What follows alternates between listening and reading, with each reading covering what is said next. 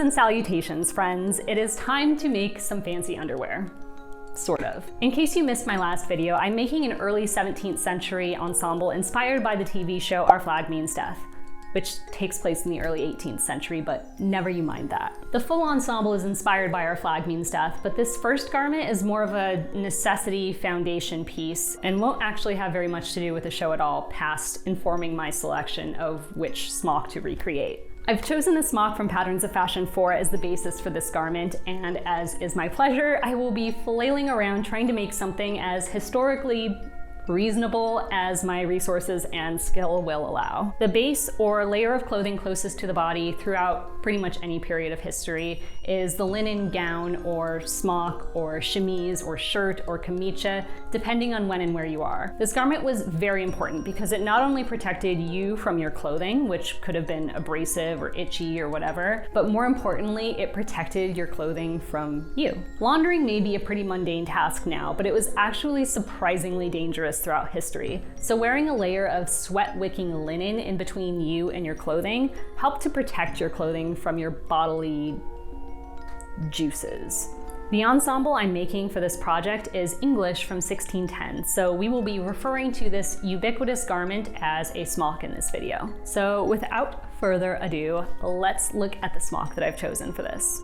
This is the smock in question. This is from approximately 1610. This is, by the way, Patterns of Fashion 4. You have definitely seen me reference this book in the past on this channel, and you will definitely see me reference it again. For right now, the whole ensemble that this is going with is only going to be two pieces. It's going to be the smock and then also a gown that is sort of inspired by one of the robes that the character Stede Bonnet wears on the show. I think in the future, I may actually make a jacket and skirt to go with this. And so when I was selecting this smock, I've sort of taken that into account and chosen a smock that has an appropriate neckline and cuff for the style of jacket that I'm thinking about. Thematically, this is pretty perfect because throughout the show, Stede Bonnet wears this floofy sort of nightgown-esque garment that's very impractical for life on the high seas, and that's like just a part of his character's lovability, I think.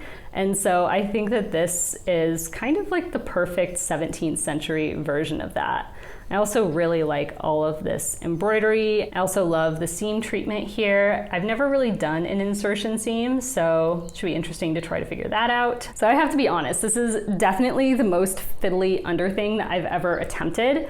Just looking at the pattern right now, there are 1/8" hems on the bias. There's insertion seams that I've never done before. There's yards and yards of embroidery. I imagine that at least parts of this are probably going to turn out pretty wonky. But yeah, I don't know. That's also kind of freeing, right? Like, let's just throw perfectionism to the wind and do hard things. I have several methods for working with pattern diagrams like the ones in Patterns of Fashion. Smock patterns tend to be quite simple. It also helps that as unfitted undergarments, smocks don't have to fit perfectly. Either way, I use the measurements directly from the book to make my smock. So for this pattern, I'll be counting the squares and using gulp basic geometry to mark out the pattern directly onto my linen. Okay, because this whole smock is white linen, one seam kind of looks like another, so I've made this little diagram here to hopefully make things a bit clearer. These smocks, chemise, whatevers are actually really cool bits of material efficiency. They're usually low or even zero waist, and because they didn't need to fit perfectly, the pattern would probably be determined by the width and length of the fabric. This is the most efficient layout I could come up with, given my fabric dimensions, which are 60 inches wide and about 97 inches long. My smock will end up being pieced in the back, just like the original. Fancy that.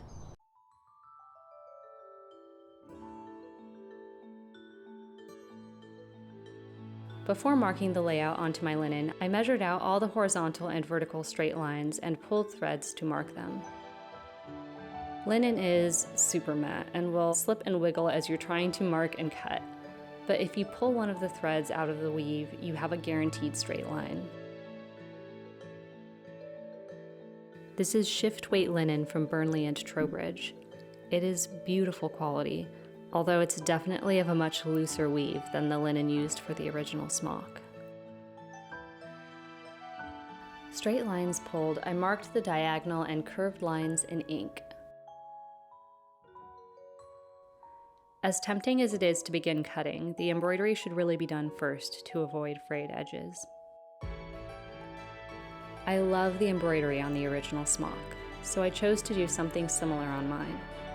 POF includes diagrams from Schoolhouse at the beginning of the book, and I've always really enjoyed this style of embroidery with its animals and flowers. I traced portions of the original embroidery, as well as a similar embroidery from another smock, and added a few of the Schoolhouse animals, a snail because, and a seagull. We'll call him Carl.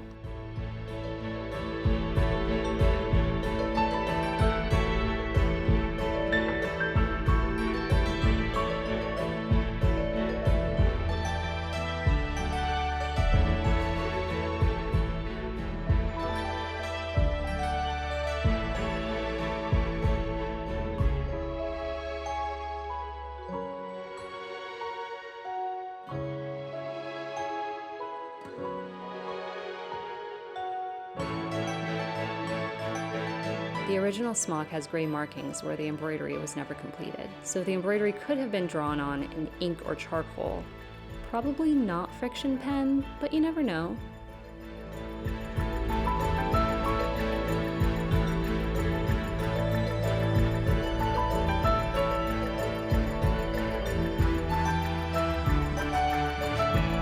Embroidery could be done several ways historically. Since there is embroidery on the neckline and I didn't want to stretch the entire body of the smock onto an embroidery frame, I used a hoop instead. The diagram at the beginning of POF shows this stitch, essentially a stem stitch, the most basic embroidery stitch, so that is what I used. It's a pretty fun, easy stitch, like drawing, really. I used silk embroidery floss in a color I already had. Lighter than the original, but what can I say, the dusty rose calls to me.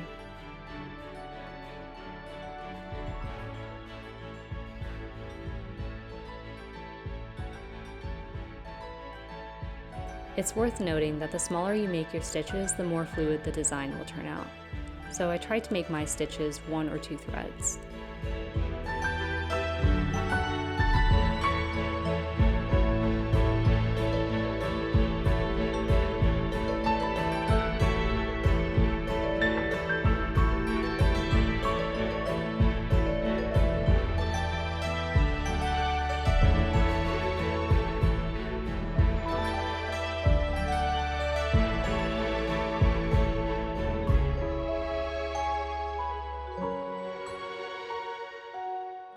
I should note that I've washed this linen. Seriously, wash any fabric that you would like to eventually wash IRL to pre-shrink and get all the modern sizing and gunk out of it. And I also did a wash test to make sure this ink will not bleed all over the place. There's a ton of ink in the seam allowances of historical garments, so I don't mind a bit of ink here and there, but it would seriously suck to have a big ink bleed. I sewed the back panel together and onto the body panel before beginning assembly at large. These panels were first backstitched, one edge trimmed, and the other folded over and fell stitched into place to cover the raw edge.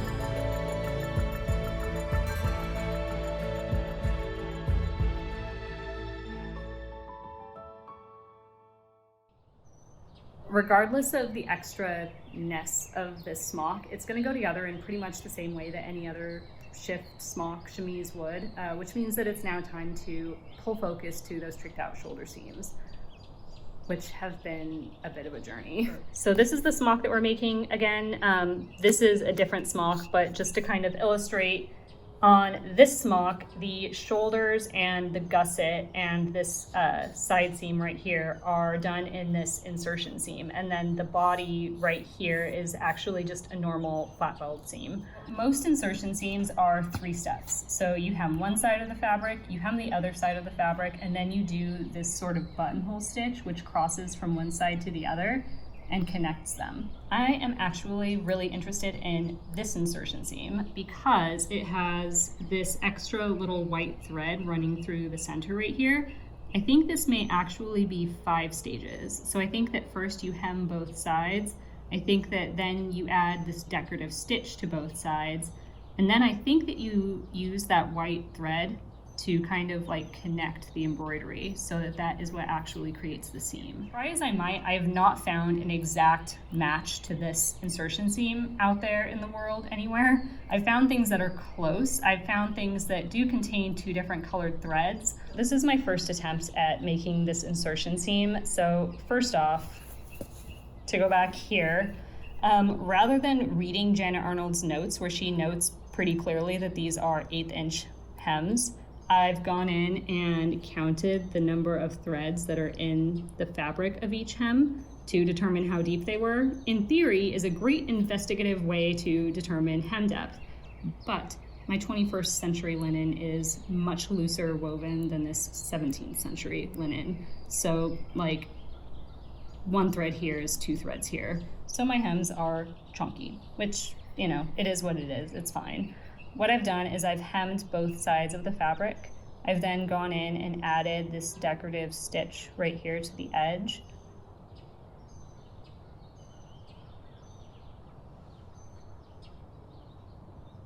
You can see like that tiny little white thread. I've gone in and basically whipped together the 2 decorative edge stitches.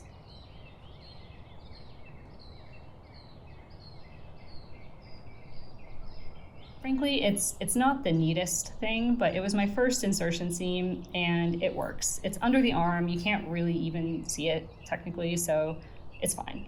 Okay, so here's my second attempt, and this is more of a true insertion seam. After hemming the fabric, I've then gone from one side doing this decorative buttonhole stitch.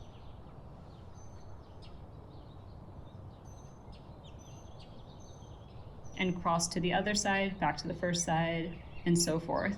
And that is what actually attaches the 2 pieces of fabric.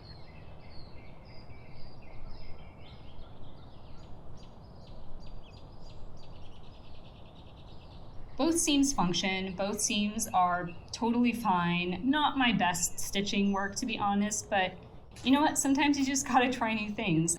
Time to hop onto my soapbox here. I think that as a society, we've kind of come to this expectation that things should have machine-like precision, and there's something really nice about having a wonky seam that was hand sewn. You know, when things are done by hand, they're going to be wonky, and that's the charm of them. So I'm fighting my baser instinct right now to rip it all out and start again. I don't know, I'm gonna leave it there. It's gonna be fine. It's fine. It's done by hand, and I don't know, I'm just gonna accept the imperfect beauty in that, I guess. So first I connected the gusset to the side top sleeve, then the top sleeve with the gusset to the body. The best way that I can describe this is that the remaining corner of the gusset sort of fits into the opposite corner of the sleeve and body. I then connected the sleeve seam itself, leaving about 6 inches open at the wrist to make sure I can get my hand through. I have to say, this method of construction is pretty satisfying. I'm always anxious about felling all the seams the right way, and minding seam allowance, making sure the gusset goes in correctly. This way you simply line it all up and connect. Next, I sewed the front and back gores together with a nice running back stitch. These seams will eventually be felled, so they'll be good and sturdy. I then sewed the big double gore to the front side of the body and a long side seam from the gusset point down the side seam, and finally connecting the gore to the back side of the body. Lastly, I felled these seams to the inside. You really have to be sure to fell the seams of these complex areas in the correct order. Just make sure that the final seam you fell covers all the raw edges.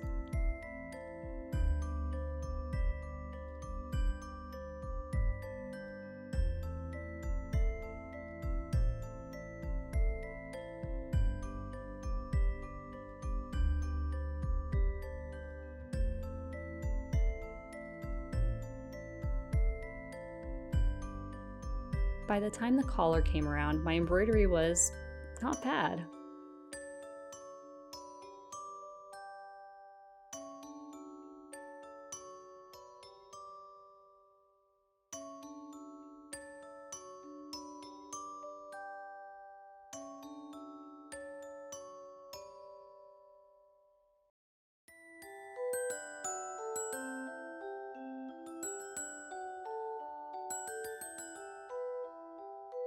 The original collar was definitely 2 layers, because you can't see the embroidery on the inside.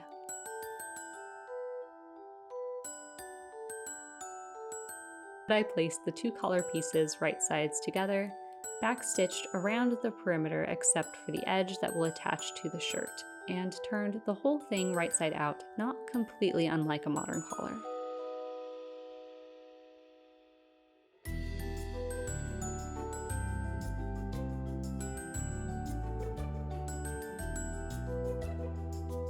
Welcome to the scariest cut of my career.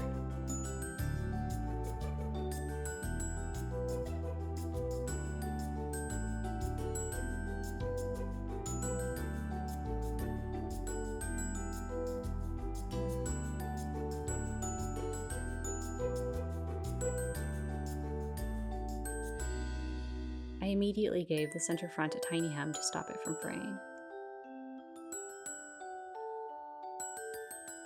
The original has the neckline slightly gathered into the collar, but the math here just doesn't work. The collar and the neckline are an exact fit. First time that's ever been a problem. Oh well.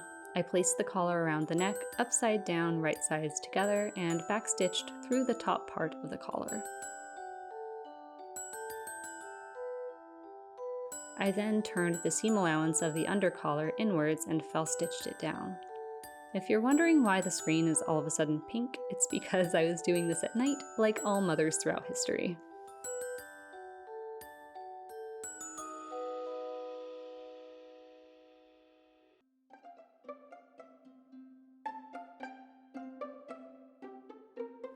Folks, it is time for some redemption.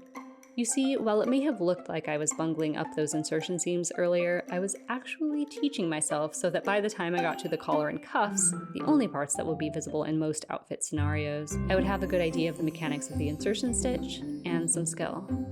In continuing my research, I've found this stitch. Pretty close, huh?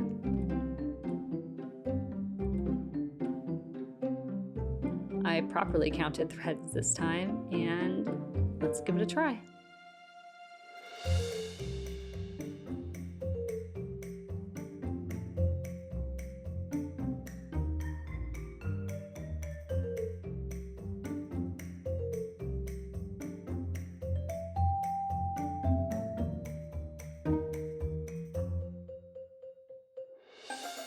The original has this dramatic white and pink lace.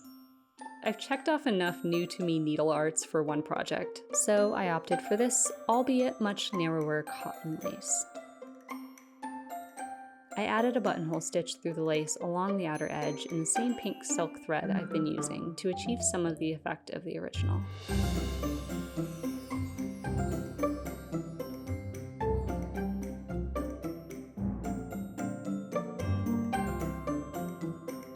The bottom edge got a nice tidy buttonhole stitch as well, which will be used to attach the lace to the smock.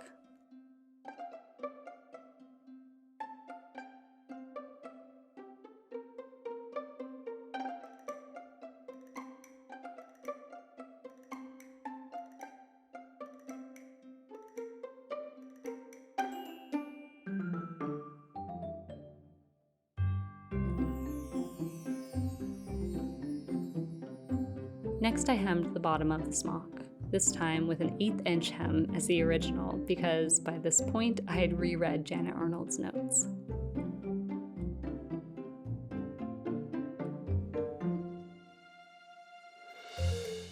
This braid of 5 bows will be the closure for center front. If you're interested in learning how to do this finger loop braid, there is a reel on my Instagram. Okay, remember that neck gusset that I forgot about? Well, it's pretty important, which I realized when I was basically done with the smock. See how one side of the collar is nice and straight and the other is strained? It needs that bit of extra fabric there to round out the neckline. This is because the neckline is essentially a slit and our necks are round. Imagine.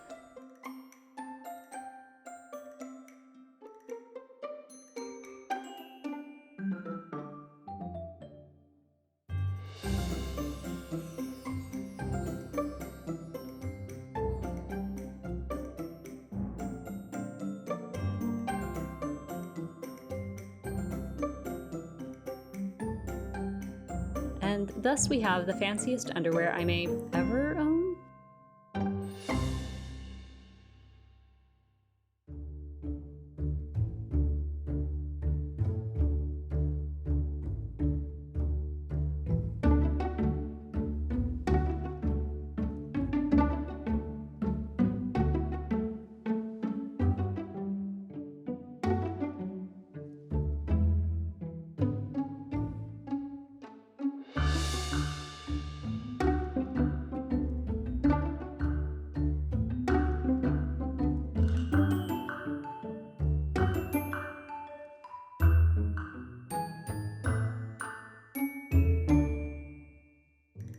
I think we can all be a bit hard on ourselves when it comes to trying something new. I definitely can. Not everything will come naturally, whether it's inserting seams or pirating. Sometimes you just have to start chipping away at those 10,000 hours. I am super happy with my undies, and I cannot wait to work on the next part of the project.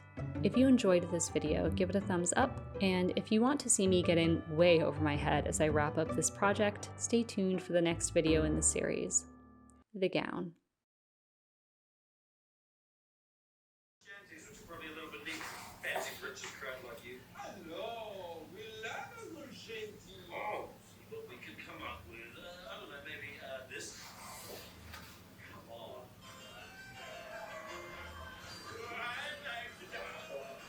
Fuck.